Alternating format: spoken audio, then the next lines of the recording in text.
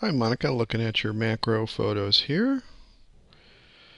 So, interesting little collage of images here at the beginning. Okay, let's take a look.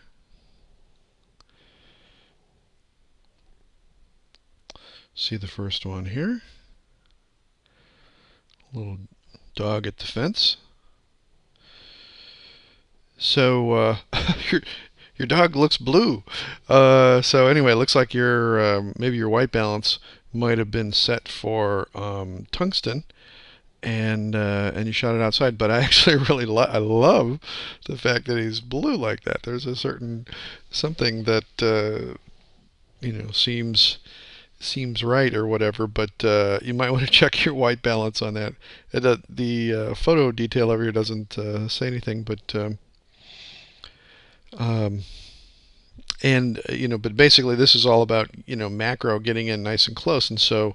Um, It looks like maybe you were using a digital SLR because it looks like you're not in like super close on him. But let's go on and see what else you're doing here. Okay, something like this. Hard to say how close in you are on something like that on that rock. And the fact that I mean, sometimes these things, sometimes they show up and sometimes they don't. So hard for me to know what kind of ISO and things that you were shooting and what kind of lens. So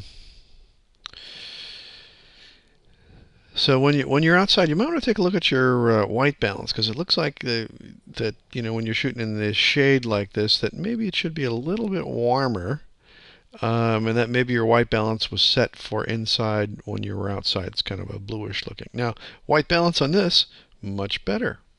Also nice that you shot this where the fence is, so your depth of field is shallow enough that the fence is sharp, but your dog behind there is a little on the soft side. So that depth of field, whatever you shot that aperture at on your camera, worked out very well. And also the color is looking much better here too.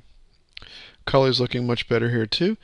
On something like this, hard to say for me what how close in you can get. I'm hoping that you can get in nice and tight on stuff.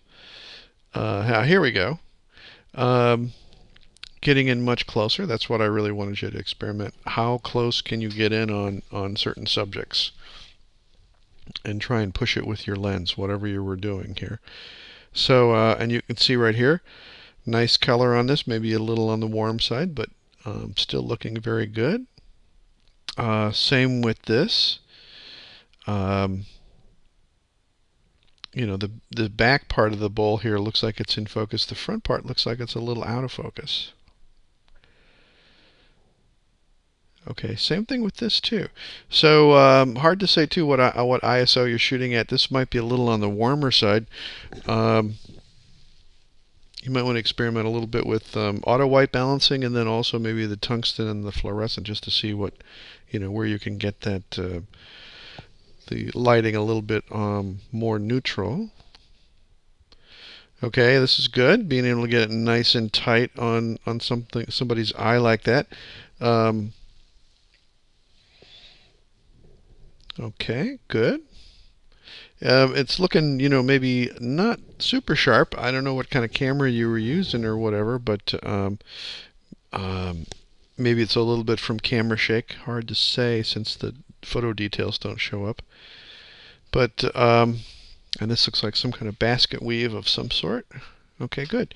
So let's take a look at the pictures overall here.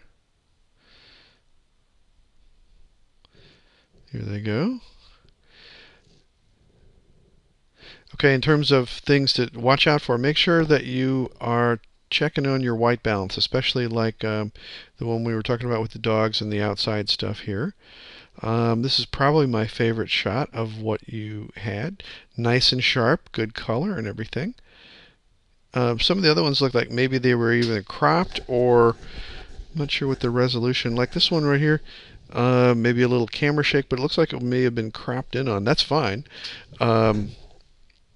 But I'm really interested for you to find out how close can you get in terms of how close is it that you can get when you're shooting with your camera. And since the photo details didn't show up, I'm not sure what camera you shot with or everything, but make sure that you are working with your white balance and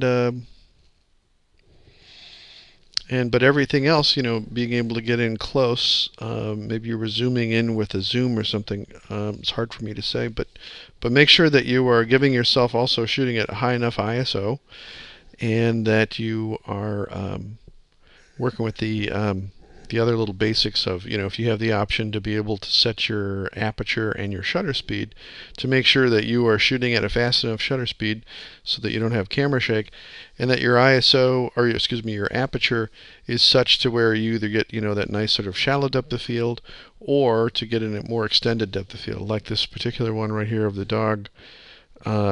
Nice that you have the shallow depth of field, that the fence is nice and sharp, and that the dog is a little softer.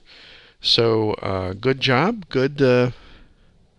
You got a nice kind of sampling of macro stuff. And thanks very much.